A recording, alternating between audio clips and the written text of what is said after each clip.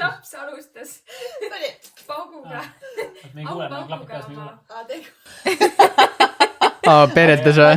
Mikrofoni sina alla. Rohkemat. Ja laps.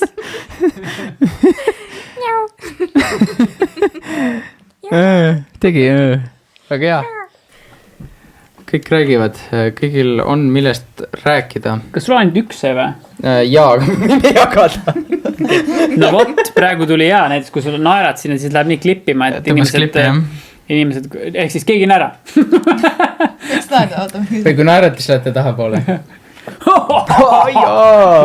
Sorry. Meil on ainsana klapid peas nagu. Nii, oota, aga kuidas sul sealt, kui sul on näha, kuidas nad, no teised ei räägi lihtsalt. Räägige teiega naised midagi. Tere. Tere. Mul on muidugi kõve. Las siis naistel olla valjem. Ja ma ise räägin natuke eemalt ka. Oota, kus sa lähed nüüd? Rumi, mida sa korraldad? Jah, ma ei tii. Läks pulka, jah? Üks kadus laua all ära. Ta isegi teeb pulka, ta teeb vibu nagu. Oota, ma tulen kohe tagasi. Ian, tee sissejuhatus, palun. No nii, tere tulemast siis.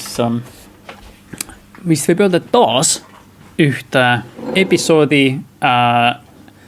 Kuna ma alustasin rääkimist, siis ma ütlen esmalt, et kui ma õigesti mäletan, siis nimi oli mul Ian ja Remo kutsus mind ja kaasat laua taha, kus on meid kokku 4. Ja siis... 6, vabandust. Järele kaps ka.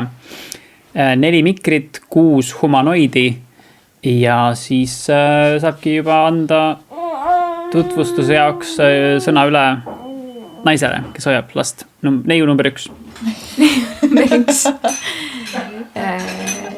Neiu ei ole enam neiu, sest neiul on laps. Proua number 1.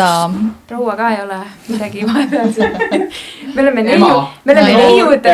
neiude ja prouade hübriidid. Nii, ma olen tagasi. Kadri on minu nimi ja naudin seda podcasti. Väga hea. Nii, naases Remo. Meil on järjekordne tunnik perega. Pereseltsis. Isegi kuidagi väga ohtlik tunne on. Et nagu iga hetk võib midagi juhtuda. Keegi laua alla või laua peale või? Aga Remo, see ongi elu. Kas me sellist elu tahtsimegi? Või tahtnud või? Kas ma elan üksi kogu aeg hirmus? Nii ongi ju kogu aeg. Ma mõtlesin, et kõigil on nii kogu aeg. Ja nüüd me olemegi jõudnud tegelikult saate teemani, milleks on, mis on saate teema, millest me räägime? Elu. Red Bull, palun sponsoreeri meid. Aitäh. Ja see saade ei ole sponsoreeritud veel. Kahjuks. Aga hea küsimus oleks selle kohta, et see huvitav Red Bull on võtnud hästi palju üles nagu sportlasi või nii asjad nagu sponsoreerivad neid igal võimalusel ja ekstreemsport ja siukseid asju. Isegi eestlasi on vist ka Red Bulli tiimis ja niimoodi ma tean mingid rulatajaid päris palju, kes on Red Bullis ja mingid rahvusvahelised tegelased. Kas see lumelaudur ei ole või? Mis ta nimi oli? See noortüdruk. Kelly, jah. Suusataja ei ole või? Ja ei, tema on suusk. Triki suusk või? Just. Issand, ma arvasin terve aeg, et on laudur. Ma arvan, et ta vist on Red Bullis isegi. Kui ma praegu õigesti mäletan, siis ma olen teinud mütsi peal Red Bull. No võt, Red Bull. Meil on ka siin omamoodi sport. Meil on siin... Mis sport meil siis on? Peresport. Jah. Palju see lapsuke teil kaalub? Liiga palju. Täpselt liiga palju, jah? Ta võib-olla on 11 täis. Okay. Ja meil on? 8,5 või ligi 9. Ei ole. Ma vaatan peale, ma teeks 5. Ta on 7 kindlasti. Mis seal kaalub, öelge mulle? See, mida ta närib, see kaalub peamiselt. Tema head mõtted kaaluvad kõige rohkem. Aga jah. 11 kilo käes hoida on ikka päris rets juba. No aga räägime siis, kuidas on elu lastega? Kuidas on elu muutunud? Ega väga ei ole midagi muu, ma tavaliselt pane tähelegi, et laps on. Aga oota, kelle sa adresseerid? Keelt ma küsin. Käid tööl ja keegi on lapsega, siin peab märkama kogu aeg. Ja vahest tuleb meelde. Jumal tänatud, et naised ikka olemas on. Mõtle, kui oleks ainult lapsed. Siis vist inimkond ei jõuaks kaugele. Ma arvan. Ei jõuaks, jah. Ja ma arvan, et sellepärast naised on ka natuke erinevad meestest. Et lihtsalt nad tolereeriksid neid lapsi rohkem kui mehed. Mitte, et mehed kõik sellised on, mitte tolerandid. Aga sina oled? Aga mina olen. Võib-olla oleneb sellest, milline side lapsega on või ka oleneb nagu, et mis faasis, mis nagu elufaasis sa oled. Mina näiteks tundsin seda, et kui ma sain lapse, siis minu jaoks oli nagu võrreldav mingi sellise asjaga, et ma läksin nagu läbi mingi värava, kust ma mitte kunagi enam tagasi ei saa. Ja see on nagu täiesti teistmoodi, nagu arvutimängul on need levelid, et ma olen mingi Super Mario ja siis ma lõpetan ühe leveli ära ja siis ma ärkan uues levelis. Et minu jaoks see lapse saamine... Siis on lisaraskused ja lisakohustused ja need potionid, need energia potionid, mida juua terviseks ja lisaraskused, mingisugused väljakutsed ja lõpuboss on alati see sama. Need potionid. No üks võlujõud, mis mina kindlasti olen saanud, on see, et kuna mul ei ole, ma ütleks, mul on mingi 4 korda vähem oma aega ja vaba aega, ei olegi. siis ma olen õppinud lihtsalt nii palju nagu efektiivsemalt mingis mõttes tegema oma asju. Et ma ikkagi plaanin ette nüüd mingid asjad ja lihtsalt ongi vaja need mingid asjad väga kiiresti ära teha. Jah, ma olen ka kunagi kogenud, et nii vähe aega on kui praegu. See on täitsa nagu iga 5 minutit.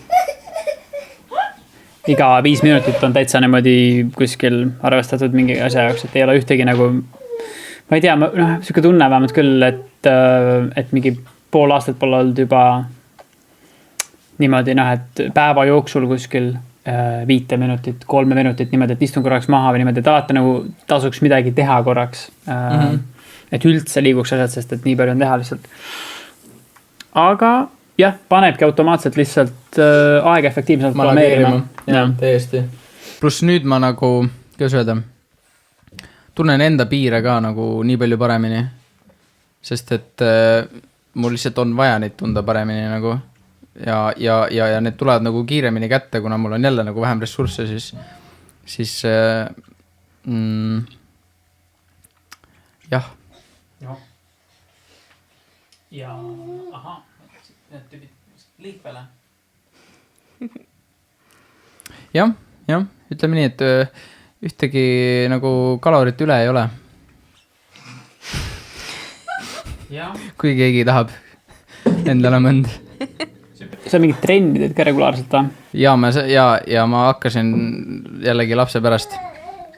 Sest et, muidugi alati on igast motivatsioone ja võiks niisama ka trenni teha, hea tunne on ja kõik, aga nüüd viimane kord ma alustasin ikkagi lapse pärast. Ma tundsin, et mul lihtsalt jääb puudu energiast, et oma päevaga hakkama saada. Ja see oli ka põhjus, miks ma läksin ketodieedi peale, sest ma tahtsin proovida midagi, et kuskilt ma saaks kas või nagu 20 või 25% nagu päevale lisa energeetiliselt. Ja trenn ja keto on nagu andnud seda mingis mõttes. Mis ketost see dieet välja kasvas, oli see Harlem või kuskil muul Los Angeleses mõnes keto? Keto nagu ketokehad, ketoos ja ketoonid vist eesti keeles, ma eeldan. Äkki on. Ehk siis see on mingid ained su kehas, mis aitavad nagu rasva muundada energiaks. Võib sulle korraks sellest teemast rääkida või? No. Sest et ma lihtsalt täna kuulsin siin umbes 7,5 korda minutis sõna keto ja siis ma mõtlesin, et et tegelikult ma tahaks nagu mingi Wikipedias lennata kohale teha nagu rohkem selgeks, et millega tegelikult tegu, kus see sõna üldse tuleb ja millal see viitab, et sest ma sain aru, et see on kuidagi midagi just nagu veganist järgmine samm, samas nagu ei seal enam seal taimi ainult vist sööda ka, mingi lihavärk. Kõige lihtsam viis seda ette kujutada, kui sa võtad toidupüramiidi keerad tagurpidi. Ahah. õlid, liha. Õlisid, põhimõtteliselt 70% õli, jah, või noh, rasvad nagu, milles sa toitud. See mõtled siis kaloraažist 70%, ega mitte kaalu järgi. Jah, kaloraažist jah, 75 on rasvad. Ei, ikkagi kaalu järgi. Kaloraažist oleks muidu sa ju sööksid 30% suhkrut, aga suhkrut sa sööd reaalselt maksimum 20 grammi päevas. Just Karina kontrollis eile üle, et kaloraažist on 75% rasvad, 20 on proteiin ja siis 5 on süsiühikud. Aga proteiinist sa ei saa ju energiat. Rasvast saab. Sa saad rasvast või suhkrut energiat, jah. Aga kui sa oled ketoosis, kas see mitte ei ole nii, et kuna sa ei tarbi süsivesikuid, siis sinu keha hakkab tootma hoopiski glükoosi nendest valkudest? Ta teeb seda ka, jah. Mis see sõna tähendab kõigepealt? Ketoos, jah. Kas ketodieet viitab sõnale ketoos? Jah. On eesti keeles sõna ketoos ja inglise keeles? Ketoosis. Ketoosis ja see mingi John Keto või kust tegi seda esimesena või kust see tuleb? Millele see viitab? Ma ei tea, kust see tuleb, aga põhimõtteliselt see protsess on sama protsess kehaliselt, mis sul tekib siis, kui sa paastud. Wow, that sounds good. Ma olen teinud kuivpaastu ravi eesmärgil. Ma arvan, et kuskil 72-75 tundi järjest ehk 3 ööpäeva. Võib-olla isegi veidi rohkem 3,5 ööpäeva või midagi sellist. No, kui sa päris ketoosi tunda tahad, siis tasubki 3-4 päeva teha. Ja ma tegin nii, et ma ei joonud vett ja ma ei söönud mitte midagi ja siis mul keha nagu põletas lihtsalt seda ülejäänud surnud rakud, patogeenid, kõik võimalikud nagu jäägid, põletab ja viskab välja, eks ju. Seda ladestuvad rasvade vahele ja see on ka see, miks tavaliselt inimesed, kui nad paastuvad või ketoosi alustavad, siis miks nagu 2., 3., võib-olla ka 4. päeval on nagu väga raske ja halb olla. Sest et lihtsalt igasugused mürgid ja nagu crap vabaneb su kehast. Ja hingeõhus on reaalselt atsetoon ja sul on halb maitse suus. Ja ehk siis ketoos on kehaline protsess, kus mingid tšikipumm asjad hävinevad ja tulevad välja. Ei, see on lihtsalt kõrvalprotsess, mis käivitub, kui sa alustad ketoosiga või ketodieediga, samamoodi paastumisega. Et lihtsalt see jääkide vabanemine, see toimub alguses, see on see, miks alguses on raske nagu. Aga kui see juba ära on toimunud, siis keha lülitubki keha on lüütunud rasvadele, alguses keha tarbib sinu oma rasvasid, on ju. Sellepärast üks siiani peamine põhjus, miks ketodieeti tehakse, on ikkagi kaalu langetamiseks. Aga mis sa siis ketodieedist teed, sa sööd nii palju neid rasvu pidevalt peale, et su keha hakkab siis nendest nagu oma energiat võtma. Ehk siis see on põhimõtteliselt vahetad oma keha kütuse nagu odava energia pealt nagu kallima energia peale, aga samas rikkama energia peale ja su seisund, minu seisund vähemalt on palju stabiilsem, et suhkruga on palju impulsiivsem, palju rohkem käib üles alla nagu nii enesetunne kui ka fookus, kui ka üldine nagu, ma ei tea, võimekus midagi teha, mentaalselt vähemalt. Siis ketoga on see nagu suht solid nagu pärast hommiku, isegi ma ütleks, kuradi ärkamisest uinumiseni on see nagu mingi platoo peal lihtsalt. Ja no ma ütlekski nagu ainuke mure, mis mul sellega on see, et mul on see võib ka muudest asjadest tulla, aga mul on veits raske isegi nagu magama jääda. Et ma tahaks rohkem ikkagi magada, aga mul on see, et õhtul ma võin minna voodisse ja mul lihtsalt käib mingi plõks ära ja mul ei ole enam väsimust. Võib-olla kehaline väsimus on, aga mentaalne on nagu pristiin lihtsalt. Ja siis ma võingi nagu kas 3-4 tundi veel mingit tööd teha või mingit researchi või mingit oma asjadega nagu toimetada. Ja kui ma mõtlen selle püramiidi peale, siis mõtleks, et seal vist see allumine osa, mis on kõige suurem just, kui sisaldab päris palju mingit puuviljavärki, muidu on vist, jah? Puuviljad, köögiviljad, kõik, milles on nagu ehk siis oota, nüüd kui me keerame selle tagurpidi ja need asjad jäävad ikkagi samasse kohta või? Ei, nad liiguvad küles. Siis tähendabki, et sa ei söö üldse puuvilju põhimõtteliselt. No avokaadod on okei, nagu sa köögiviljades sööd ainult rohelisi asju, nagu rohelisi valgeid. Ja ühesõnaga, et see püramiidi teen teistpidi ja asjad jäävad samasse kohtadesse, ehk siis puuvilju ja värki on vähe. üldse mitte . puuvilja üldse no vähem või? avokaadot on okei , nagu mingeid asju minimaalsetes kogustes . väga huvitav . ja kuidas nende lihade ja mingid loomsete asjadega on ? no need on täiesti okei , aga siis seal peab samamoodi arvestama , et sul ikkagi rasvad oleksid enamuses . ehk et millega enamus ketonuubid nagu pange panevad , on see , et söövad hullult palju liha , söövad hullult palju juustu , aga tegelikult neil on vaja hoopis nagu kergesti kätte saada rasva nagu . ja see võib olla nii taimne kui ka loomne , eelistatavalt võib-olla isegi taimne , ma ütleks .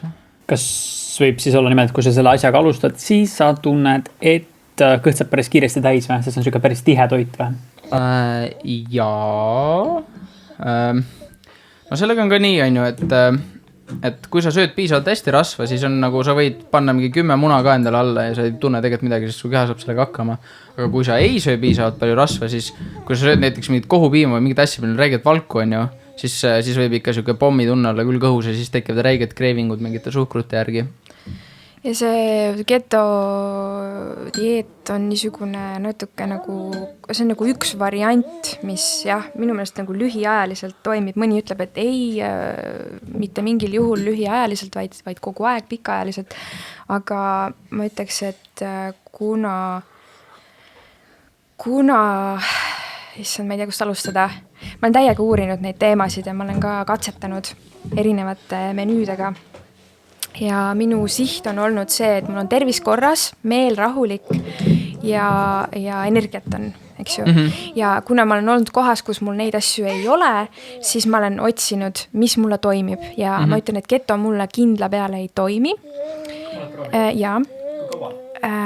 ma ei oska sulle öelda ajaliselt , mismoodi ma seda spinati , muna , piimatoote ja nii edasi dieeti katsetasin . ma selle ülikooli ajal , see oli kunagi ammu .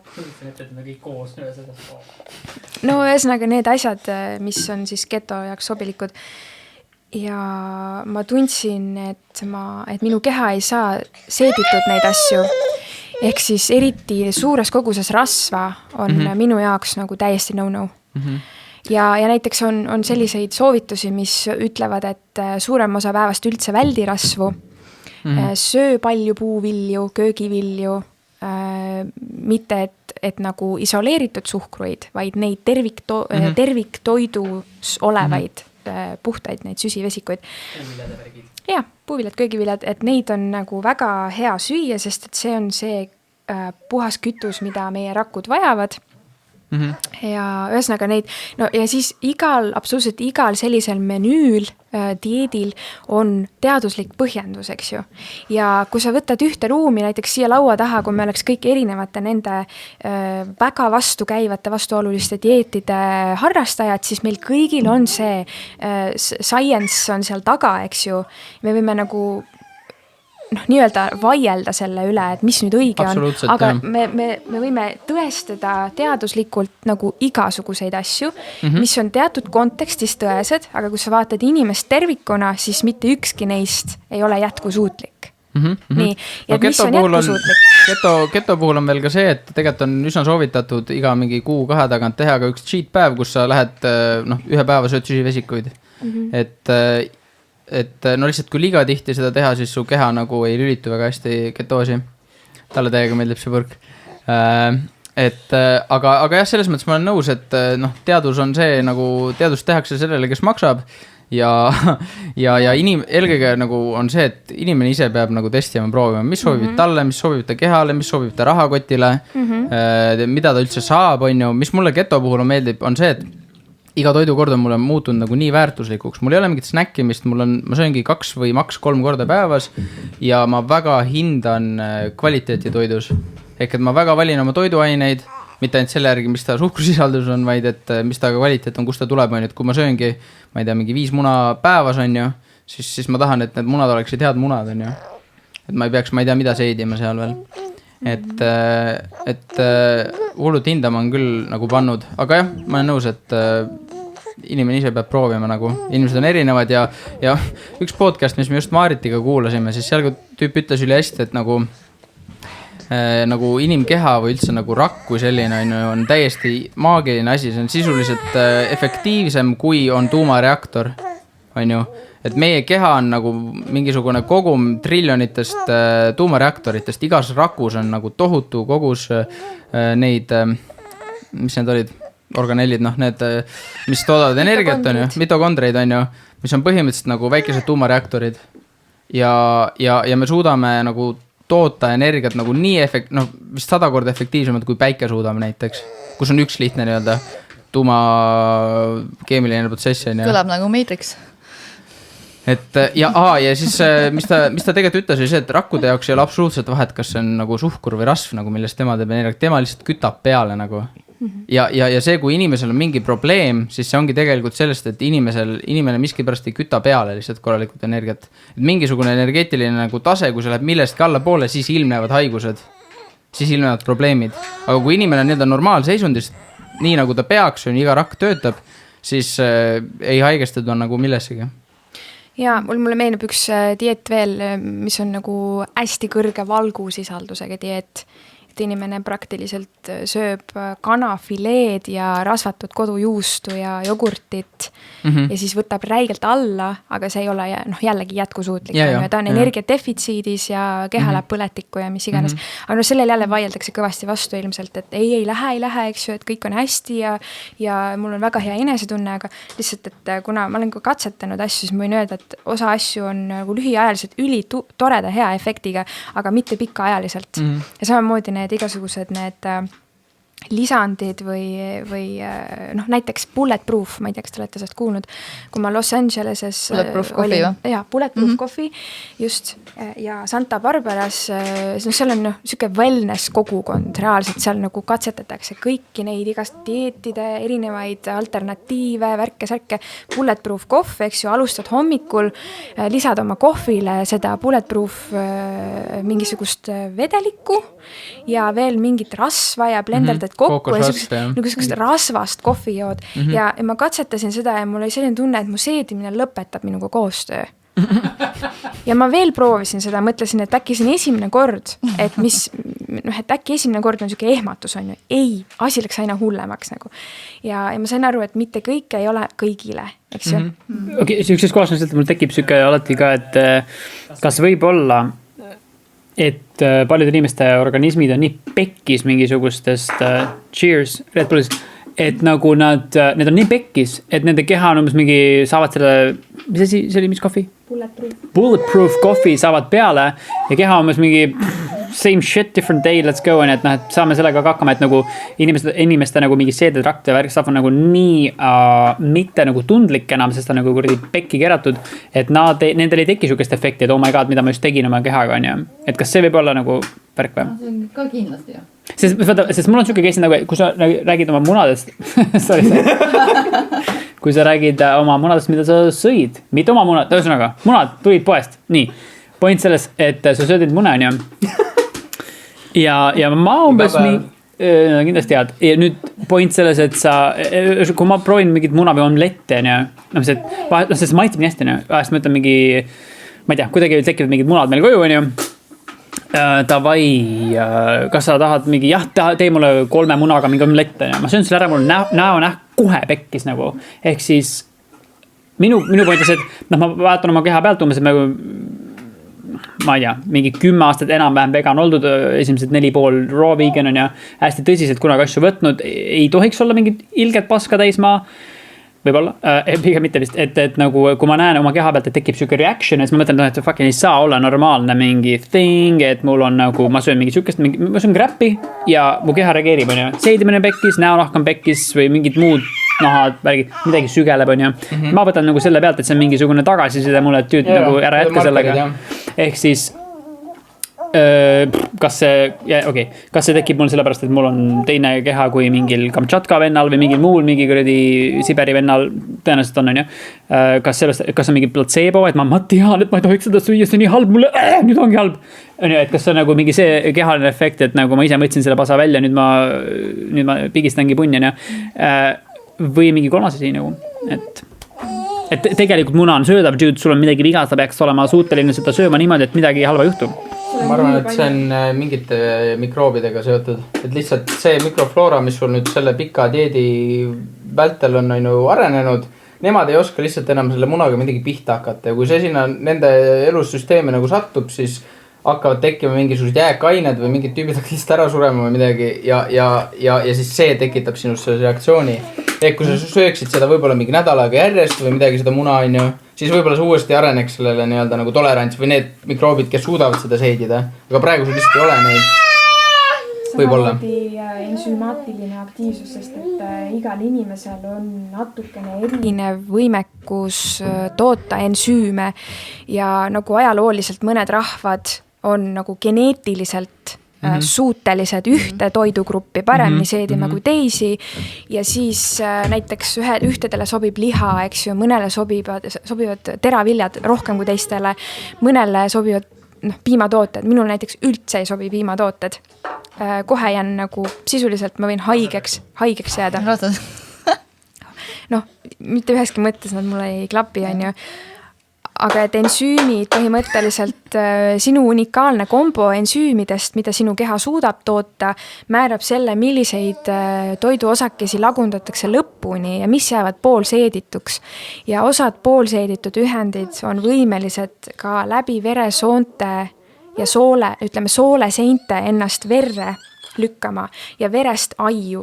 Ja 2 põhilist sellist tegelast on gluteen ja kaseiin ehk siis teraviljavalk ja piimavalk, lehmapiima. Et need on võimelised jõudma aiu poolseedituna ja sisuliselt nad käituvad nagu opiaadid. Ehk nad on need opioidsed peptiidid. See on see, mida CIA kasvatab seal Iraanis või?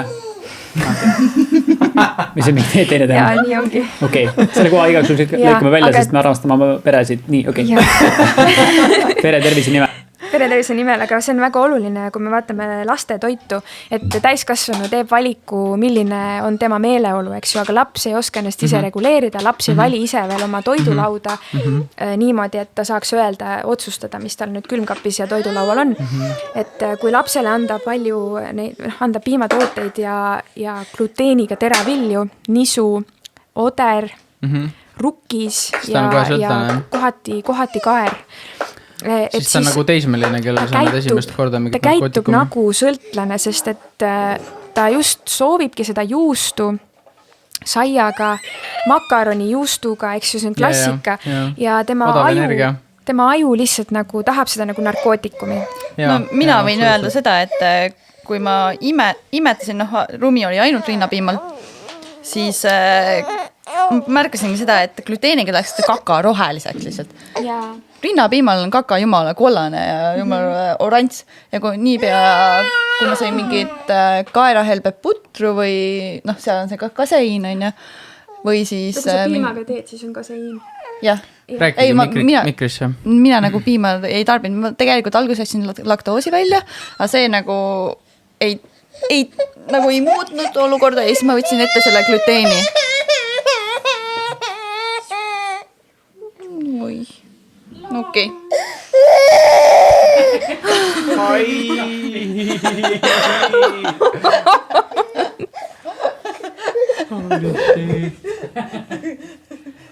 Okei, see oli kõik puhtaks. Aga nüüd on meel selge. Ma tahaks öelda, et see toidujutt nagu, ma tahaks selle kuidagi kokku võtta. Wow. Sellega saab selgelt näha, kust on vaja nagu lõigata. Igastahes see toiduvärk, ma tahtsin öelda, et ma teiega soovitaks inimestel võtta näiteks mingi nädalane paast. See võib olla, oleneb kui ekstreemselt tahate olla, aga see võiks kindlasti toidupaast olla, on ju. Ja lihtsalt mitte süüa. Et saada nagu teatud puhtus, ma ütlen teile, teine 3. päev on rasked, 4. päev juba enam ei hooli nagu.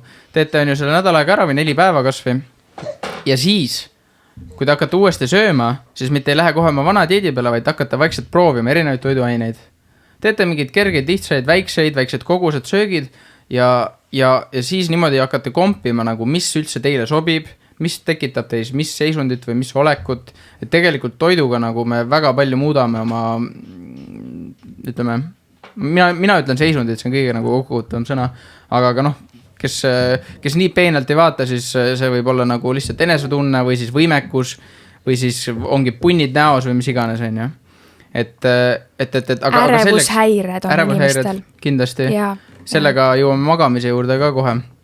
Aga jah, lihtsalt, et selleks, et üldse nagu aru saada, mis teile sobib või mida tekitab või ja hiljem nagu millised kooslused mingid efekte tekitavad, selleks on vaja kõigepealt nagu korraks nagu tekitada mingi reset kehas ja seda aitab kõige paremini teha paast.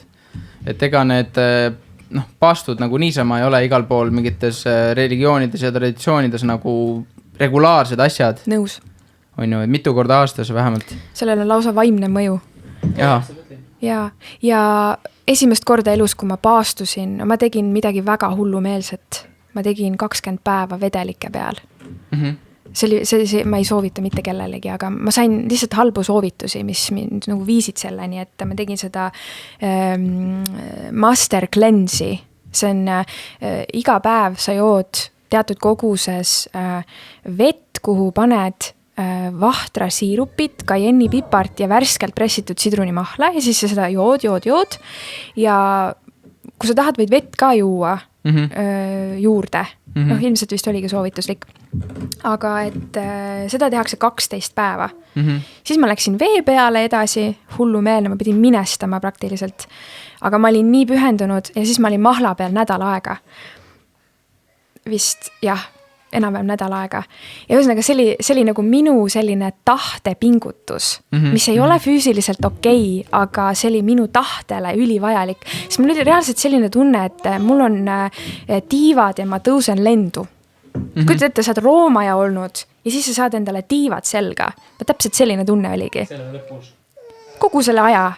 Juba isegi, kui ma 5 päeva olin saanud paastutud, siis mul oli selline tunne, et isver, kas ma olen selleks võimeline, milline enda võimekuse selline test see oli. Kõlab hästi, miks sa seda ei soovita siis? See on liiga pikka aeg olla niivõrd vääral menüül, mille nimi on Master Cleanse. Sest et ma ei tea, küsi mis iganes. Ei tundnud ennast hästi. Mul oli paha olla füüsiliselt, aga minu tahe, see on see vaimne komponent, ehk minu tahe tundis, et mul on tiivad, sest ma olen suuteline mingi sellise õuduse läbi tegema. Aga mingi aeg juba keha hakkab nagu aru saama, et et kuidagi nagu chill, kerge on olla ja kaal läheb mega kiiresti alla. Ma olin täiesti nagu, ma olin eufoorias sellepärast, et ma tundsin ennast nii kergena.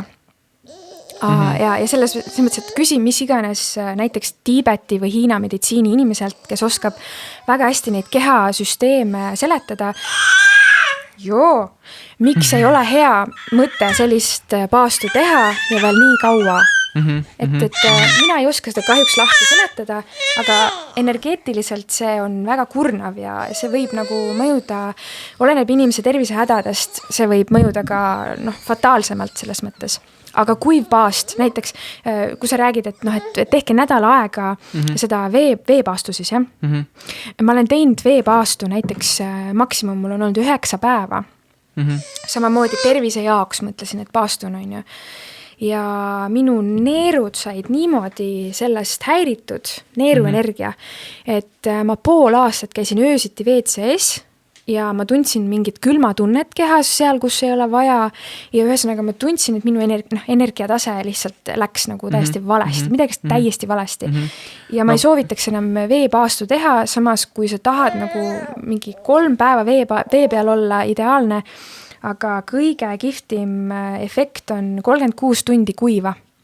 Ei tarbi, mitte midagi ei pane suu sisse, hambaid ka ei pese. Lihtsalt puhkad, magad, ei vahi ekraane, ei rääkimine kulutab tohutut energiat. Oled oma kookonis, rahus, pehmes soojas, ei külmeta ennast ja oled 36 tundi, niimoodi, et sa ei pane mitte midagi suhu.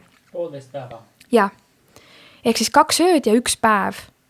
Ja see on nagu selline test, mille jooksul sa tunned, mis su kehas toimub ülihästi. Su keha jõuab selleni, et ta hakkab neid patogeene põletama nagu ahi, eks ju. See toodab sulle energiat, sul ei teki energiadefitsiiti. Sul tursed lähevad kehas alla. Väga vinged vene teadlased on, kes näiteks seletavad lahti kuivpaastu ja vägagi soovitavad seda 36 tundi teha. kusjuures see on niimoodi, kui ma kuulen, siis see on nagu väga hea toode tänapäeva inimesele, sest et meil on aeg on nagu väga piiratud ja kõik, mis on lühike ja nagu efektne, on hea. Ja ilma neeru kahjustava toimeta, see, kui sa palju jood vett ja samas nagu ei anna neerudele puhkust ja teed seda veepaastu, eks ju. Ilma selle efektita annab see kuiv paast kõik head efektid, pluss üks kuivpaastu päev 24 tundi võrdub enam-vähem 3 veepaastu päevaga. Nii et vägagi tasub nagu uurida, katsetada seda asja minu meelest. No igal juhul tasub nagu pehmelt suhtuda endasse, et siin tõesti nagu brute force'ida nagu ei tasu. Ja. Seda ka tehtud ja ütleks, et nagu never again. Jah, no 20 päeva paastu kõlab juba päris nagu peaaegu, et kuidas need on, hermiidid või? Hermiidiliselt. Jesus oli poole rohkem. Ta oli 40 päeva veeta ja söögita minu teada kõrbes, 40 päeva. See on täiesti tehtav, ainult et selle jaoks võib olema teatava tasemega vaim inimesel värske. Ja kui inimesel on väga tuhmiks läinud see vaimne pool, siis nagu, ma ei tea, vähehaaval lihtsalt, vähehaaval alustada, kõige turvalisem. Näiteks kontorist jääauku, nagu keegi ütles, ärme lähe. Nagu ärme tee seda ekstreemsekkumist kehale mingisuguse defitsiidiga niimoodi, et me hüppame oma igapäeva elust otse mingisse muusse režiimi. Tänapäeva inimestele hullult meeldib see. No vot. Nad lähevad nii sinna piiri peale ära, et siis on vaja nagu mingit sükest raputust või pikselööki läbi keha, et nagu tulla välja sellest vanast kestast ja rütmist. Mis mind pani kuiva paastu tegema oli see, et ma olin nii haige, et ma lihtsalt tunnen, ma suren ära. Mul oli see põskkoopa põletik ja see oli see on totaalne õudus, see on selline tunne, nagu su pea plahvataks siit ja kõik need urked siin ja ühesõnaga see oli nii põrgulik kogemus, et energiat ka ei olnud ja õudne oli olla ja siis mul oli selline tunne, 100% mu organism ütles mulle, ära võta mitte midagi enam suu sisse. Ja siis ma mõtlesin, et mis asi see nüüd oli? See käis nagu välgunoolmust läbi ja siis ma istusin arvuti taha ja ma hakkasin vaatama, uurima neid asju, et mis asi see siis on. Ja siis ma leidsin, et see on kuiv paast ja ma leidsin juhised ja ma tegin 2 päeva. Oli 2,5 ja ma sain täiesti terveks, tursed põletikud 0, energia laes ja läksin niimoodi vastavalt nii nagu juhendati, läksin ka toidu peale üle ja fantastiline enesetunne. Ja siis see muutis minu jaoks kogu selle paastumise teema nagu öö ja päev ära, et ma olin enne mõelnud, et ma pean ennast hullult piinama selle vedelikuga, eks ju. See on piinav tunne. Ja siis, kui sa lähed kuiva paastu tegema, siis sa ei tunne piina. See on hästi hea. Kuigi igasugused veeasjad hakkavad huvi pakkuma, nagu, oleneb pikalt teha ka, on ju. Pikemalt teha, siis tahaks nagu iga mingi lumehelbekese kuskilt ära süüa. Aga ma tahaks ühe hästi üldise nagu soovituse veel võtta, et öelda, mis nagu kindlalt kõigil toimib. Et proovige olla ilma suhkruta. Lihtsalt nagu proovimise pärast. Proovige näiteks nädal ilma suhkruta. Ja ma ütlen ausalt, et nagu esimene nädal ongi kõige raskem, aga nädalast piisab, et juba nagu päris kõva efekt kätte saada. Seda on isegi natuke lihtsam teha, kui et mingi võib-olla kõike proovida gluteeni vabaks saada või mingit muu vabaks saada, sest et sugar-free asju on nagu päris palju vast leida, kas või kui me proovisime leida hiljuti, on ja miskit poest on igast asju, et võiks olla nii suhkruvaba kui gluteenivaba ja neid 2 asja kombineerida kokku on päris keeruline niimoodi, et leiad kõik, mis vajad. Suht võimatu minu meelest. Suht võimatu, Ise teha. Aga suhkruvaba natuke lihtsam nagu inimesed, kes ei suuda nagu meeletult pingutada selle nimel järsku, et ma pean nüüd võtma nagu mingi suure missiooni ette kõikide asjade kõrvalt. No ketoga sama, et keto on suht karm, aga ketost nagu on lihtsam versioon on nagu low carb. Ehk siis sa võid süüa 2 korda rohkem süsivesikuid, sa võid natuke rohkem patustada, natuke rohkem mängida. Su keha ei ole küll ketoosis, aga sa saad kõik nagu kõik nagu boonused, mis on, et sa ei söö jahusid ja sa ei söö näiteks suhkruid, on ju. Et see juba annab suure nagu muutuse meile seisundis. Ja nagu ma ütlesin alguses, et see andis mulle nagu see, ma ei tea, midagi 15-25% nagu energiat päevas juurde. Mis ei ole nagu nii tohutu efekt, aga see nagu efekt, kuidas öelda, realiseerub või nagu hakkab nagu kasvama läbi selle nagu aja, on ju, et see mingi esimene nädal teed on ju, see ei ole mingi, sa ei ole järsku mingi Superman, on ju, kuigi kui sa võib-olla oled mingi väga sita teedi peal olnud, siis sa tunned küll ennast nagu Superman, on ju. Aga ma olen juba enne ka suht normaalselt söönud, et ma ei tundnud, et ma olen nüüd mingi, oh my god, teine inimene, aga iga päev lihtsalt 10% mu päevas nagu juures, 2 kuu vältel, 3 kuu vältel, võib-olla aasta vältel hakkab juba päris korralikult kumuleeruma.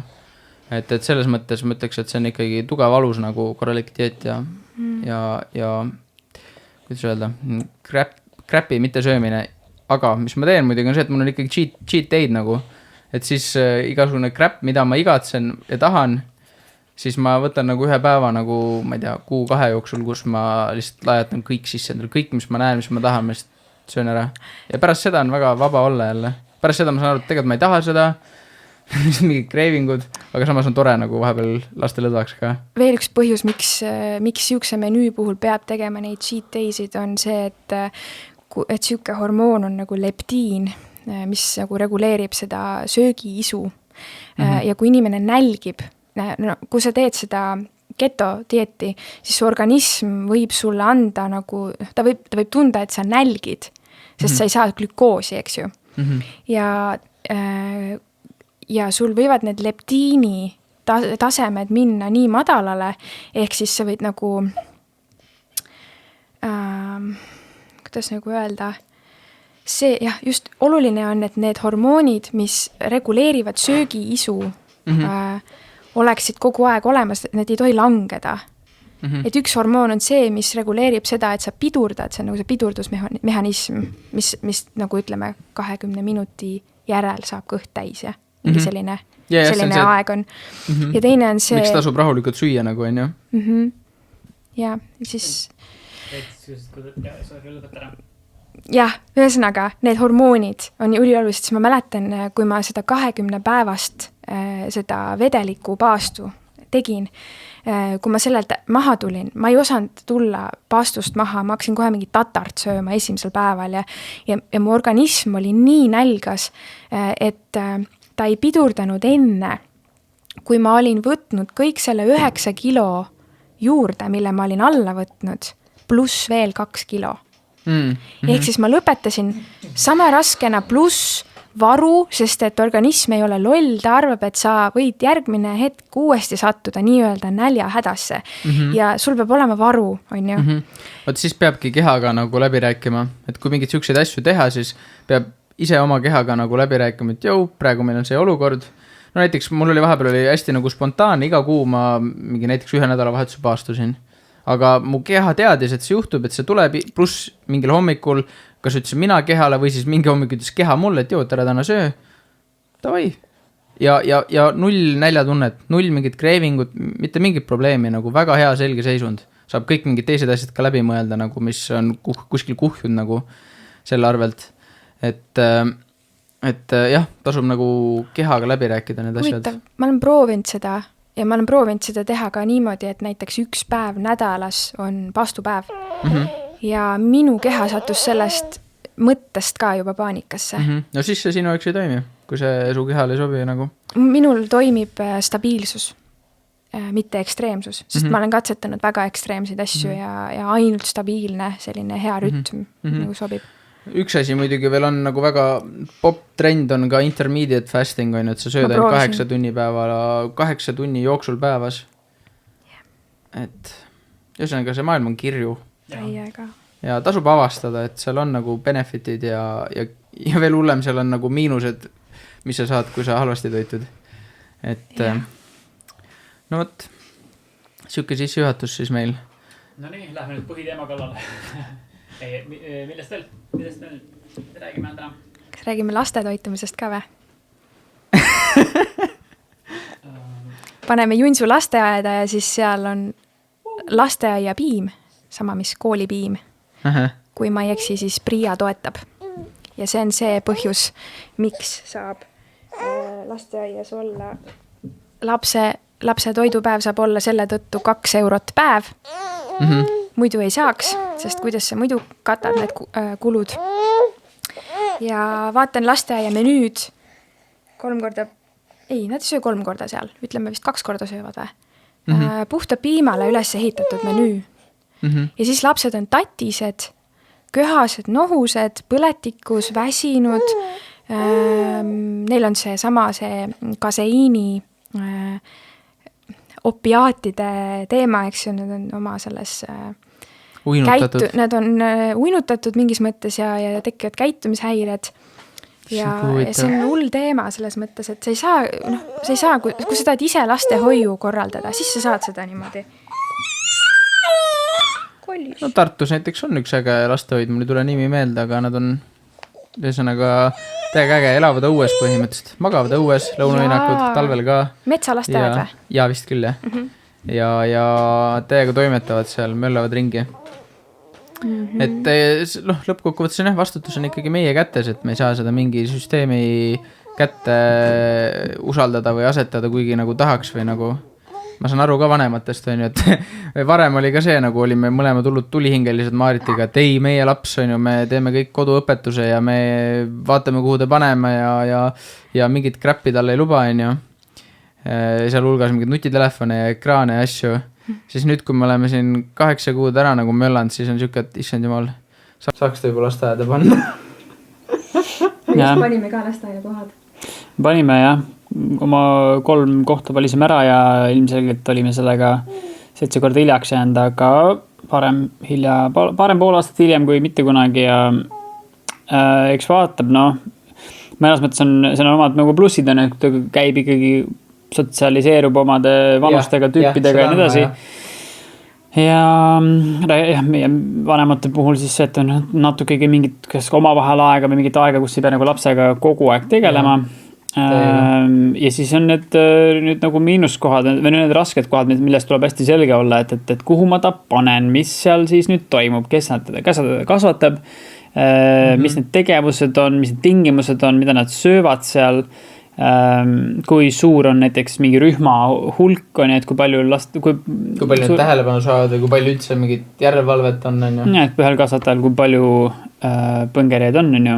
Ja vist kõige olulisem, kes see kasvataja on ju, et see on nagu see, isegi see lasteaed või kool võib väga mingi Waldorf ja värki olla, aga kui see lõpetaja ei ole Waldorf, siis ei ole sellest kasu on ju. Või nii võib ka vastupidi olla tava nii-öelda lasteaias on, et seal võib väga tore õpetaja olla ja võib kõik nagu väga fine olla. Ja, no vot on, et siis ongi nagu süükes näib, et ühelt poolt suhtlemise värk, et suhtled kas oma eakaaslastega, kes on süükest protsessi just läbinud või siis, ma ei tea, käid koha peal, me ei plaanki mingid nagu lahtiste uste päevad on ja lähed tšekid enam läbi, et kas mulle meeldiks siia oma last panna. Aga niimoodi kiiruga päevgi süveneda siis aga nagu pilti ette, muidu teevad kõik alati nunnu näo, meil on siin nii tore, nii tere tuld on ja siis keegi ütleb, et Kevin Rice, tule siia on ja järgmine päev on, et tuleb, pane see suust ära on ja mis on arusaadav, aga tuleks olla nagu siuke mõnus ja nagu chill on ja et sarjast umbes see, et näiteks kui pampsin midagi meil, ma ei tea, ma panen, just see särk tuleb pesust, panen selga, võtan ta sülle, ta sai süüa ja just oksendab seda särgi täis kohe on ju. Et mu automaatne reaktsioon oleks see, et jaa, ei lullu, kõik okei. Soobas on see särk lihtsalt, mis seal vahet on ju. Et ei tekiks nagu siukest, kui sul oma laps võib-olla nagu, tõenäoliselt võib-olla natuke lihtsam teha on ju, sest sa ei taha, et ta saaks mingi aru, et nüüd on pekkis täiesti, me tegime midagi valesti, et ei lullu juhtub on ju, ja ta ei peagi aru saama, et siia ei tohtinud oksendada või siia ei oleks väga hea. Siis mingisugune võõras inimene, kes kasvatab mu last, esiteks ta on teinud seda aastaid ja ta on näinud ja tuld ja põngerjaid ja siis ta oli, ma ei tea, kuidas ta eraelus läheb ja siis ta on võib-olla frustreerunud mõni päev ja siis ta vihastab mingi asja peale, mis oleks nagu, et see ei ole nagu vajalik või. Ma ütleks, et see on jälle üks nagu süstemaatiline viga, mis meil ühiskonnas on tekkinud selle tulemusel, et millel on ka väga suured plussid, aga on tekkinud selle tulemusel, et meil on tohutu nagu spetsialiseerumine. Et iga inimene on nagu tohutult hea mingis ühes asjas, on ju. Et see nagu tagabki selle, et nojah, mingis mõttes, et meil on ka väga head lasteaiakasvatajad kuskil olemas, on ju, aga see on nagu teinud teatava killustumise, mille tõttu lapsed ei saa võib-olla seda tähelepanu, mida nad vajaks, või nad ei saa seda energiat, mida nad vajaks, on ju. Et mis muidu on see, et nagu noored vanemad, neil on reegelt energiat endal, on ju, jõuavad tegeleda lastega ja siis see kõik nagu kuidagi hiljem tasub ära, on ju, üksteisele.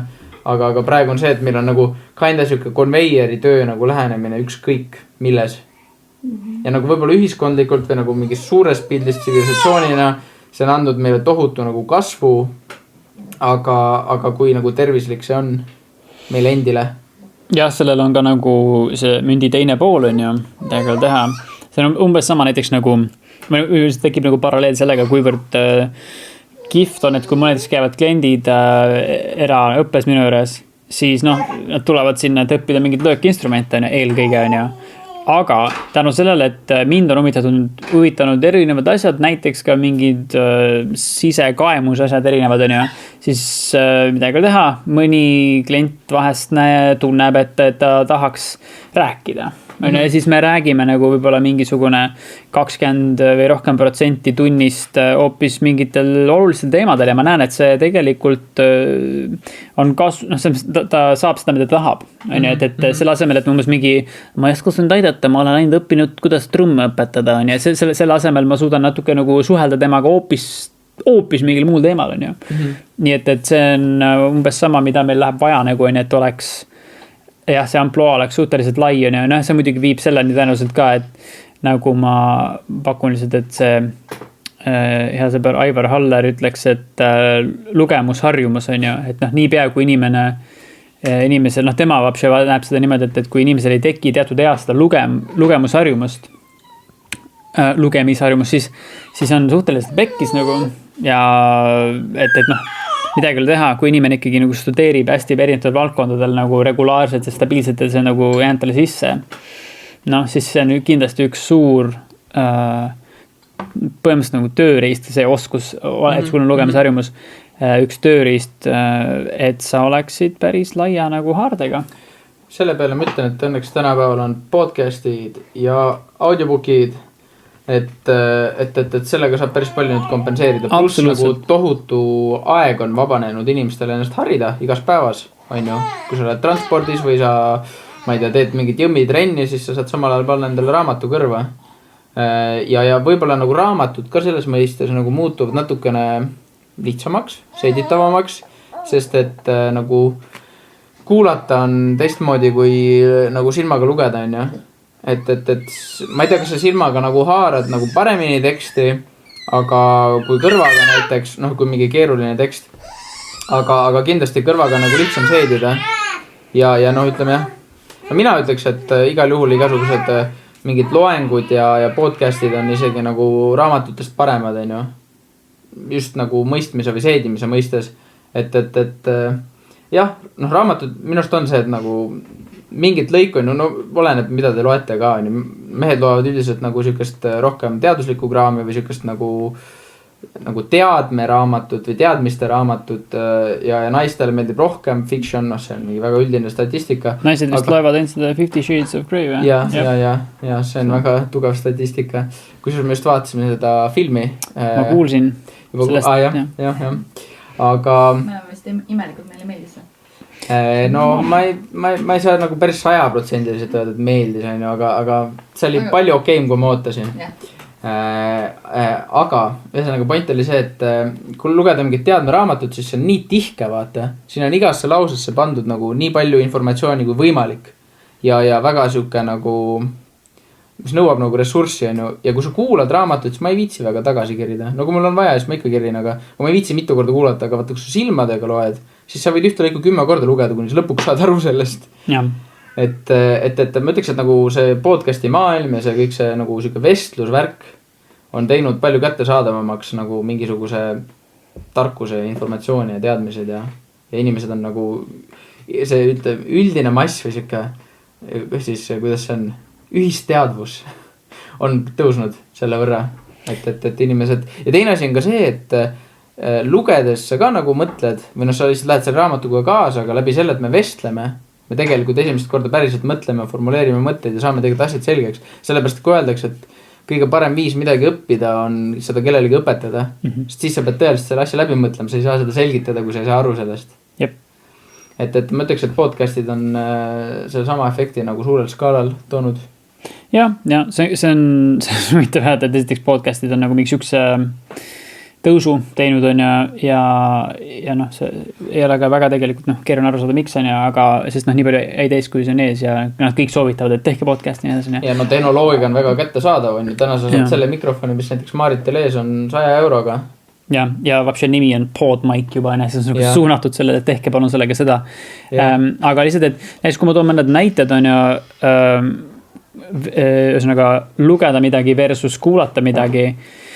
See on näiteks, mis on tüüpiline, hommikul hüppan autosse, klapp on peas, autoroolis obviously ma ei loe, lihtsam on kuulata, tore. Jõuan auto ära parkida, hakkan liikuma trenni suunas, endiselt lihtsam tänaval natuke kuulata midagi, kui et näpp raamatus liikuda ringi, aga mul lihtsalt näib, et nagu raamatutel just selles mõttes mingi nagu eelis on, et kui sa ikkagi istud maha ja sa midagi muud ei tee, siis ma pigem ei paneks klappi pähe. Siis on vaikus, ruum, ma istun. Kas klapid peas istun ja kuulan silmad lahti, siis meel võib hakata otsima mingeid asju, nii et minu arust natuke isegi nagu lihtsam keskenduda, kui sa loed midagi näiteks üksel hetkel. Aga lihtsalt, kuna meil ei ole üldiselt väga palju sükest aega, et ma lihtsalt istun nüüd siin 5 või 10 või pool tundi, siis ongi see, et sul on klapp peas ja hästi toos. Lihtsalt point selles, et kui ma teen trenni, siis ma ei saa, audiobookid on nagu, obviously raamat loetuna.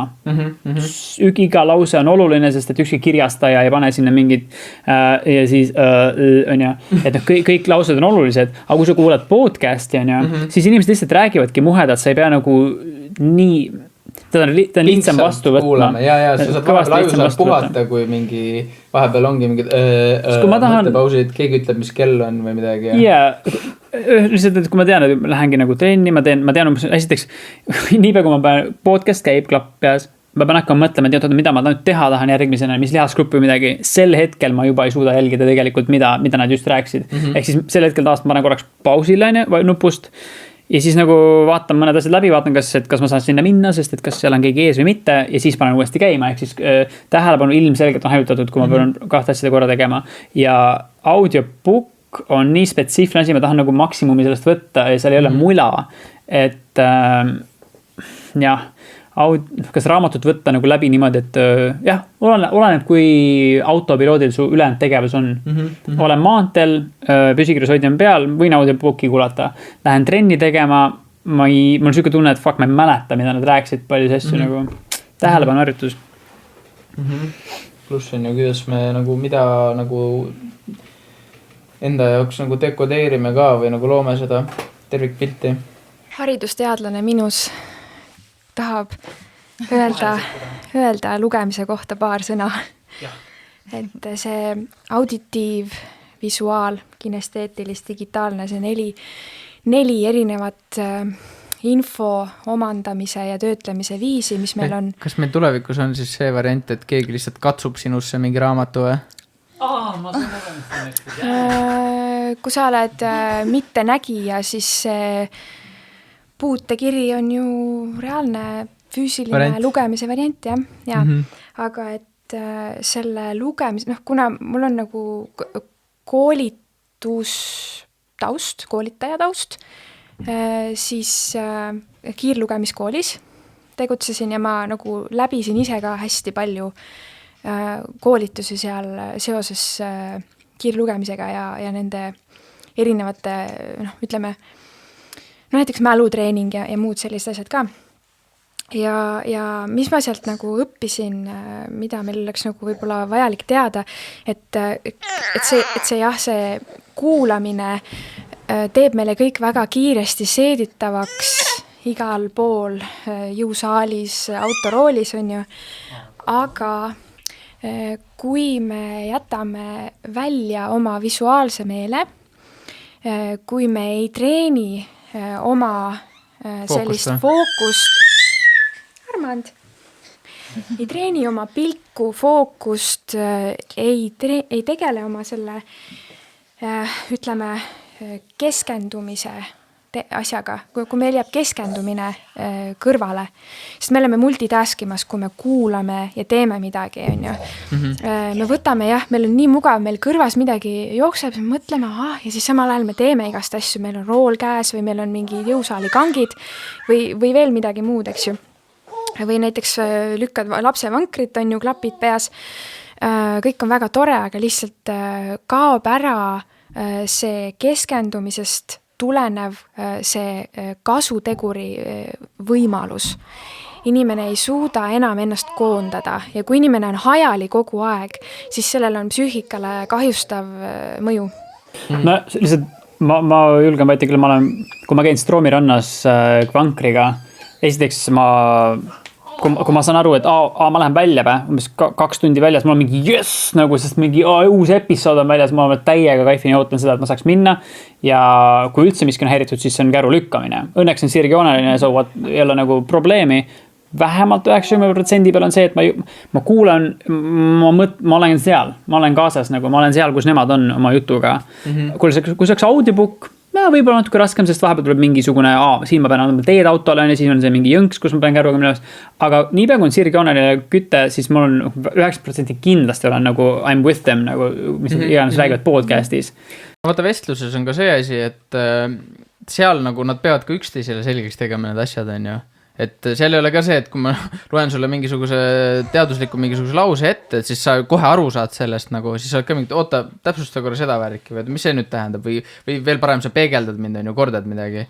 Et siis nagu ongi kuulajana, mul on ka palju lihtsam seda seedidest, nad kordavad, nad selgitavad lahti, nad toovad näiteid, on ju, no mitte, et raamatutes ei tehta seda, aga noh, ühesõnaga ka jah, et raamatut mul on ka kindlasti raskem kuulata, on ju, midagi teist asja tehes nagu, aga podcastiga nagu ei ole, aga noh, samas ma olen nõus Kadri sellega, et kindlasti, et kui palju ma sealt nagu oma ellu võtan, on ju, et ma kuulen sealt huvitavaid ideid, ma arendan oma mõtlemist, ma mõtlen kaasa, on ju, inimestega, noh, näiteks podcastide puhul, aga kui palju ma sellest nagu päriselt oma ellu integreerin, on ju, et kui ma raamatu võtangi, vot nii, nüüd ma õpin seda asja näiteks või keskendun sellele, siis ma loen sealt midagi, okei, see on oluline asi, panen selle kirja näiteks kuskil, on ju, et siis ma juba nagu integreerin seda või võtan nagu, et audiobooki ja podcasti puhul nagu see võib ka olla selline mentaalne masturbatsioon nagu rohkem. Mul tuli siuke kokkuvõtlik mõte.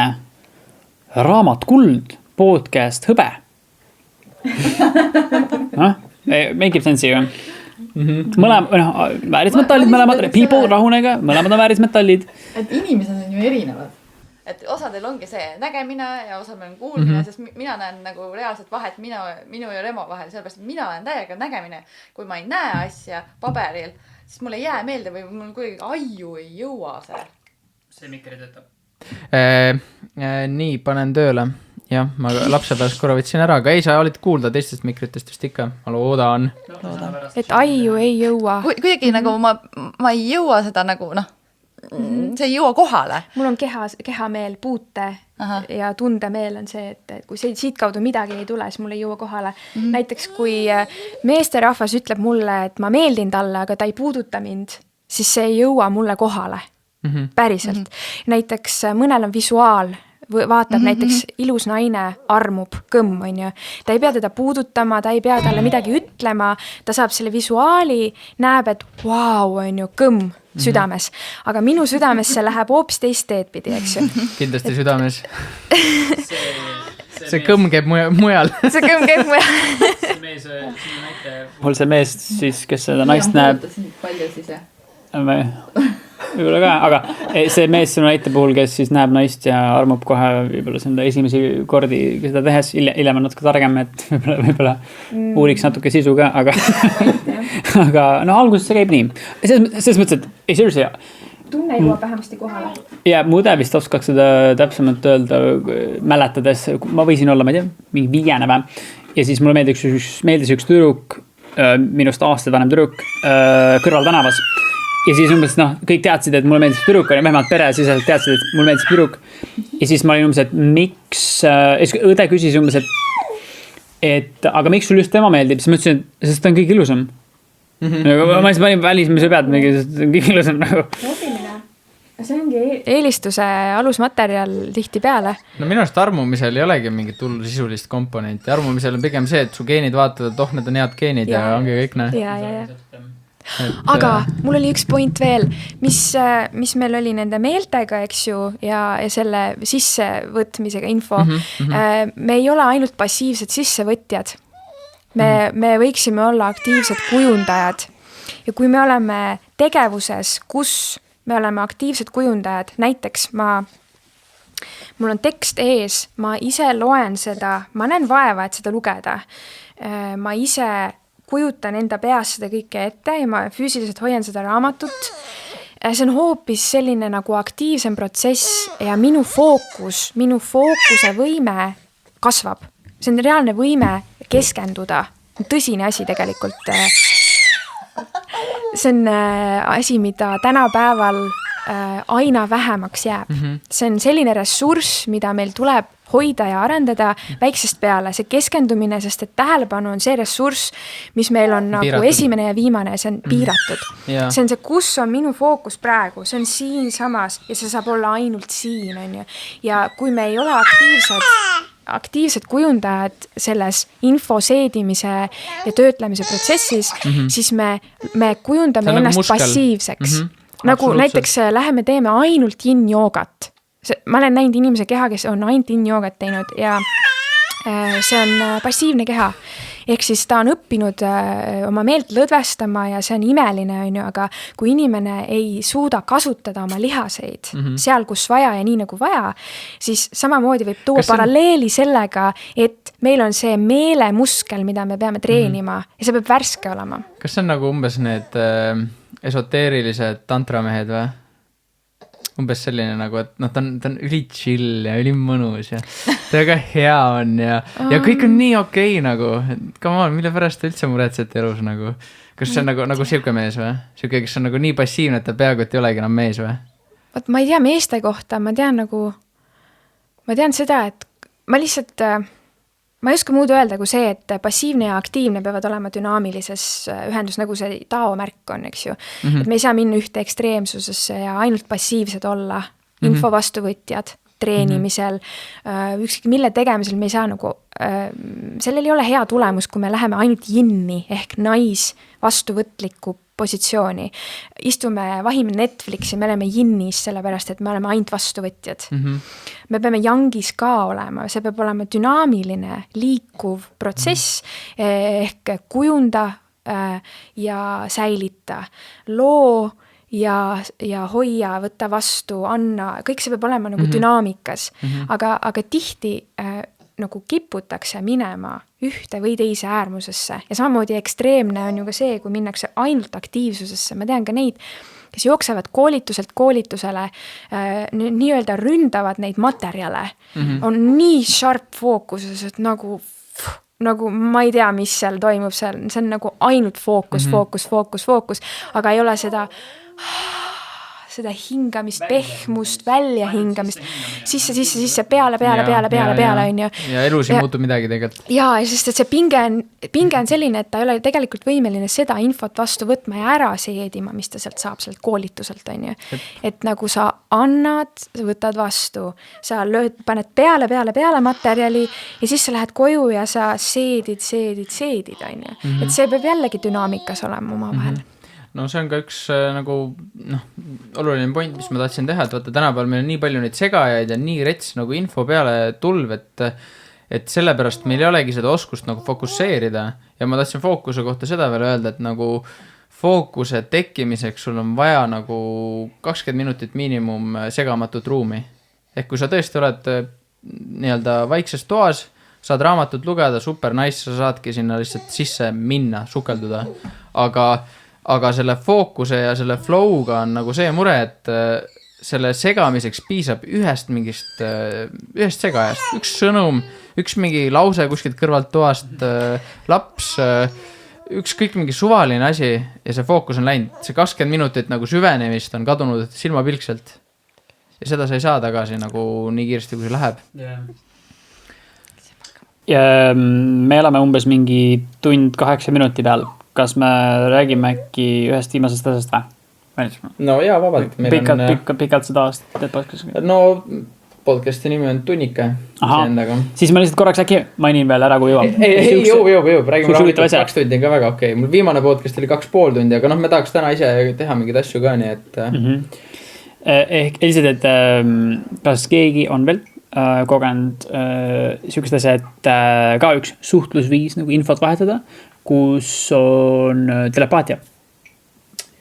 See on minu jaoks, ma ütleks, et see on hästi tundetasandil. See ei ole niimoodi, et sa kuuled mingi häält enda peas, teise nagu mõtteid või midagi sellist, aga nagu tundetasandil.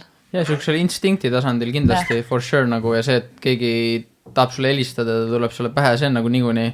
Aga sihukest sõnalist artikuleeritud telepaatiat ei ole küll kogenud. Me oleme bioenergeetikas ükskord harjutasime, siis ma sain seda, et ma sain mingid värvid näiteks kätte ja vaata, sul oli see looma asi. Et põhimõtteliselt meil oli ülesanne niimoodi, et istusime ringis ja siis üks inimene pidi nagu oma olekus kehastama mingit looma. No nagu mõtleb mingi looma peale, püüab nagu kuidagi olla see. Aga nagu ei näita välja selles mõttes. Ja siis inimesed püüdsid ära arvata nagu, et mis loom see on. Et see oli päris äge nagu siuke grupipraktika, mida teha nagu päris põnev oli. Ja päris hästi pandi pihta nagu tegelikult ka. Et hakkas nagu käima. Ja seal on ka jälle huvitav dünaamika, kuidas mingitel inimestel on parem ühendus kui mingitel teistel inimestel on ju. Et no see lapse ema värk on ilmselt kõige parem ühendus, mis sul olla saab nagu. Aga no mees-naine kindlasti. Issand, ma ütleks kohe, et minu ja Rumi vahel, kui ta tissi tahab, mun nibud kohe läheb. See on täielik telepaatia. Ja on. Ma tunnen nii tihti ära, kui Ian tuleb koju. Ma näiteks olen tagatoas. Jälle lakku täis ja kuskilt pealt ja... Ei, meil on lift maja, siis ma võin kuulda, eks ju, ükskõik millise maja inimese koju tulemist, aga ma kuulen Iani tulekut. Ma tean, et ta tuleb praegu liftiga ülesse sammud. Ma tean, et ta paneb võtme sinna auku. Seda on olnud mitukümmend korda, kus ma lihtsalt ütlen talle, kuule, ma teadsin, et sa tuled praegu uksest sisse. Ma ei saanud seda teada selle põhjal, et ta oleks mulle midagi ette öelnud. See üks väga telepaat, ma ei tea, kuidas see telepaati definitsioon on, aga ma arvaks, et see on üks siuke viis on jah, telepaatiline mingi siuke nagu tunnetus või nii. Lihtsalt, et ma ei tea, kas on rohkem kui üks kord või äkki ühe korral kogenud nagu siukest, me ei saa öelda verbaalne, siis mõtled, et kellegi suu liikus ja midagi helilaided liikus, aga siukest asja ei olnud. Et uskumatu kogeda, kuidas siuke asi võimalik on. Ma nii-öelda dešifreerisin seda nagu inglise keeles on ja seda sõnumit on ju, aga kui keegi teine ütleb sulle midagi, vaatab sulle otsa, suu ei liigu ja sa ma ei tea, sa ei kuulnud heli, aga sa kuulsid, midagi kuulis nagu ja nagu sõnalt nagu ja mina kuulsin seda inglise keeles on ju.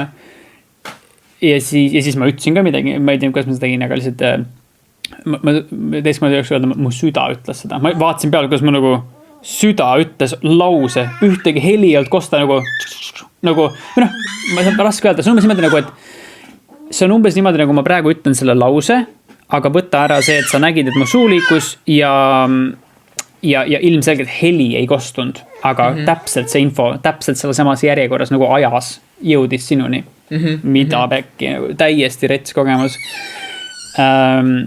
Ja siis ka kas sa olid aineid teinud? Ei, ma olin nagu poolunes või niimoodi, see oli kehaväline kogemus tegelikult, et ma olin ise justkui magamas, aga see, et kui see juhtus, ma ei olnud nii-öelda magamas, see oli kehaväline kogemuseks, siis ma olin oma voodi suht kõrval lähedal. Või siis siuke variant, mis oli hiljuti, et ma olin ka unes, aga see oli jällegi nagu natuke rohkem kui nii, mitmel põhjusel, aga üks osa sellest unest oli niimoodi järsku, kui ma olin ühes justkui järjekorras seisin ja ma nägin ühte inimest ja ma sain kohe aru, kes see on. Ta polnud tema nägugi, ta ei öelnud mitte midagi, aga ma sain aru, kellega tegu on. Nagu momentaalselt vaatad peale, et sa saad aru, et tema on siin, aga tal ei olnud isegi sama nägu. on ju, et nagu, aga see on ka mõnes mõttes nagu telepaat või miski, on ju, mis annab sulle nagu info edasi. Või siis, kui ma nägin aastad tagasi tajusin, teadsin, et vanaisa on minu siit ilmast lahkunud vanaisa on kohal. On ju, ta tuli ja tegi midagi, on ju. Ma ei näinud, ma ei kuulnud, ma ei tundnud nothing, aga ma saan aru, et vanaisa tuli. What? Aga just see kõne variant on hästi huvitav. Ma varem kogenud nagu, et ei ole, et keegi ütleb midagi ja sa kuuled, aga heli ei olnud ja liikumist ei olnud. Täpselt. No see on ka ikkagi seisund, millesse sa lähed. Et see eeldab mingisugust teatud seisundit ja siis on nagu kõik need sellised nii-öelda müstilised või parafenomenoloogilised nähtused on ju. Et ja parafenomenoloogiline tähendab seda, et see on poolnormaalne nagu. Et see on esinev, aga keegi ei saa nagu päris täpselt aru, nagu mis värk sellega on. Ehk siis teaduslikult ei ole tõestatud. No seda on raske korrata, aga ma olen tegelikult veendunud, et mingid inimesed suudavad seda ka teaduslikult korrata. Ikka, mingi energia liikumine. Seepärast mul endal on see, et ma tunnen hästi tugevaid emotsioone. Noh, kas siis enda kehas või tunnen ette või Remo seisundit nagu tajun hästi lihtsalt. Ma mäletan, et kui raseduse ajal, mul olid nagu, raseduse ajal ikka käivad emotsioonid üles alla. Ja kui mul oli nagu hästi raske periood, ma öösel olin kodus maal endal, Remo oli kuskil, siis me elasime linnas, siis olid linnas ja siis sa tulid öösel lihtsalt minu juurde, tundsid, et pead tulema. Sest minu seisund oli hästi selline nagu kutsuv ja mitmeid kordi on niimoodi olnud, et ta siis tuleb, kuigi ta ei oleks pidanud tulema. Näiteks üks hea näide oli veel see, et just paar päeva tagasi siin käisime ühte autot töökohta viimas, tegelikult ära toomas sealt ja panin siis oma tööandja maha seal auto juures, vaatasin, et ta sai autos, ühesõnaga saime seal mingid värgid tehtud ja tulin tulema ja siis sees ma tunnen, et kurat, ma ei ole kindel, kas ta sai sealt liikuma nagu, no mingit eeldust selleks ei olnud. Ma just mingi tundi aega tagasi olin sõitnud selle autoga ja sõidan ja see tunne lihtsalt nagu ei lähe ära. Noh, sest mõnikord ma ikkagi saan mingid valesignaale ka või on siuke lihtsalt mingi ärevus või selline asi kuskil. Aga siis ma tundsin selge teadmine, et midagi on, siis mõtlesin, et ma võin ju mingi 5 minti või paar minti oodata, kaua ta mulle ikka järgi sõidab, et tõmban tee äärde ja ootan mingi 3-4 minti, tavai selge, ta ei tule. ja helistan talle, tal on telefoni kaasas, siis just keerasin nagu uuesti välja, et lähen talle järgi ja siis ta helistab kellegi teise telefoniga, et nagu kuule jõu, et aku on tühi, et ma ei saanud nagu käima masinat. Et jah, ikkagi on sisetunne nagu, for sure. Ja eriti, kes te olete mitteuskujad ja tahaksite sellesse sügavamalt vaadata, siis kõige lihtsam on leida mingitest surmaga seotud juhtumitest nagu, et ongi ala näiteks, ma ei tea, vanaisa on lahkunud just ilmast või midagi sellist, et sellega on nagu väga konkreetsed, kuidas öelda, nagu eksimatud või nagu väga selged aistingud, mida ei saa nagu vabandada mingi muu asja nagu tarbeks, et kellelgi, seda ma kuulen nii palju, et ala mingi vanaema lahkub ja siis samal hetkel keegi kuskil tajub, et vanaema käis akna taga või käis ütlemas midagi. Ja järgmine juba ongi võib-olla surmalähedased kogemused või mingid siuksed koomaõnnetused või mingid sellised nagu juhtumid, kus on nagu väga palju tegelikult andmeid juba kogutud. Ja, saan kinnitada. Mõni aasta tagasi teine vanaisa lahkus, öösel ärkan üles lambist ja tuleb ta meelde, magan edasi. Ja siis hommikul keegi ütles, et vanaisa oligi see sama kell lahkunud öösel on ju. Okay. Jep. Sidemed on. Okei, sai täna jutustatud küll igasugustest asjadest. Kui kellegi on veel mingisugune tohutu inspiratsiooni pahvaks, mida tahaks jagada, siis palun. Otherwise tõmbame selle saate kokku. Cheers. Ja, mulle väga meeldis, väga tore, et sai uusi mikreid testida, väga huvitav avastamine, ma ei tea, kuidas nüüd muidugi seda saate kuulata on, aga meie justkui saime koos lastega ka teha podcasti. Võib-olla tuleb sellele podcastile ka video, kaamerad filmisid, iseasi kui kasutatavad need on, aga filmitud on. Nii et võib-olla saate ka pildi koos selle osaga. Ja tore oli ka 4 teha podcasti, tuleb tõdeda. 6. No jah. Ei, 4 oli tore, aga 6 tegime. Jah. Jah. No davai, cheerio, järgmise korrani. Cheers.